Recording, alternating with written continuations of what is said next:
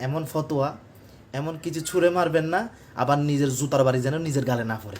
আমি এই ভিডিওটা পোস্ট করছিলাম, আমার পাশে দেখতেছেন, আমি ওইখানে একটা ক্যাপশন দিছি। তো দাবার পরে দেখতেছি এক বড় মুফতি অনেকজনে, তার মধ্যে একজনে বলতেছে যে হয়তো হিন্দুদের রথযাত্রা নিয়ে আবার সুন্নিরা গর্ব করে। তো আমি প্রশ্ন করলাম, ভাই কিরকম রথযাত্রা? ও সুন্দর করে একটা ফিক তুলে দিছে, আমরা না কিরকম গাড়ি করে সাজায় পাকিস্তানি ফিরকে টানি টানি নিয়ে যাই। আচ্ছা যাক বাহাজি, আমরা করি, আমরা রথযাত্রা করি, নবীর আগমনে জুলুস বের করলে এগুলো রথযাত্রা হয়ে যায়। তো এখন আমি কাউকে ছোট করে কথা বলতেছি না, আমরা যদি গাড়ি সাজাই, যদি কোনো পীর বা কোনো মাসায় কোনো আলেমকে যদি আমরা এভাবে সম্মান করি, তাহলে এটা কি ভাই?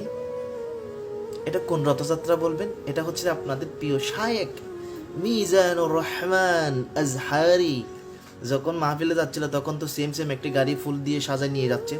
যদি আমরা জশ্নে জুলুসে যদি পীর কোনো আলেমকে যদি এরকম করে সাজিয়ে যদি আমরা নিয়ে যাই, এটা যদি আপনারা রথযাত্রা বলেন, হিন্দুদের সাথে তুলনা করেন, তাহলে আপনারা করেছেন আপনারা কি জান্নাত থেকে গাড়ি নিয়ে আসছেন সাজানোর জন্য? আচ্ছা তাও বুঝলাম, যদি আমাদেরগুলো নবী সাহাবীর যুগে ছিল না এরকম করে, তাহলে আপনাদের এরকম তফসিরে কোরআনের মাহফিলের যাওয়ার আগে গাড়ি করে সাজায় টানে টেনে নিয়ে যাওয়া, এটা কোন নবীর যুগে ছিল? তাই আশা রাখছি একটা কথা না হতে হাদিস কোরআন দিয়ে হবে না। তাই সেজন্য যদি আপনাদের লজ্জা শরম থাকে আর কিছু বলবেন না। তাহলে আমরা রথযাত্রা করি, ফুল সাজাই গাড়ি দিই, তাহলে আপনারা কি করেন? জান্নাতি মেহমান, জান্নাতি দুধ দিতে লাগবে দে, এরকম করে জান্নাতে চলে যাচ্ছে যে। আসলে আল্লাহ তাআলা আমাদেরকে হেফাজত করুক। তাই সবসময় একটা কথা বলি, সুন্নিরা যেটাই করে সেটা কিয়ামত পর্যন্ত করতে থাকে।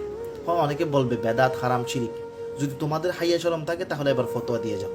যদি তোমাদের লজ্জা ঘিন ফিত্তা থাকে যে আমাদেরকে বলো রথযাত্রা করি এ করি হিন্দুদের সাথে, এখন তোমরা কি করছো? সেম হয়ে গেল না ভাই? তাহলে বুঝে নেব, আল্লাহ আমাদেরকে হেফাজত করুক।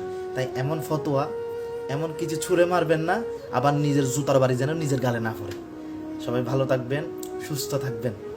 কোনো আলেমকে সম্মান করে ফুলের গাড়িতে বসানো, সাজানো, ঘোরানো, এটা কোনো গুনাহের কাজ না, এটা সম্মান।